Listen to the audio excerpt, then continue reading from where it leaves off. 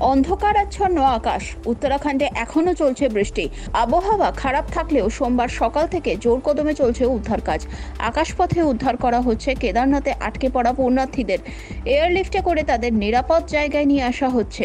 উদ্ধার অভিযান চালাচ্ছে ভারতীয় বায়ুসেনার MI-17 এবং চিনুক বিমান।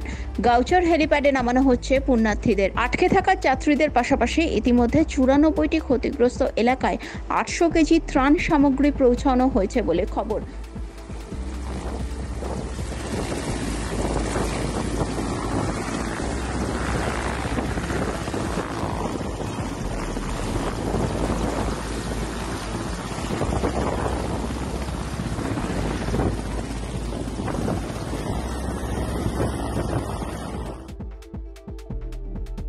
Bureau report, আজকাল.in।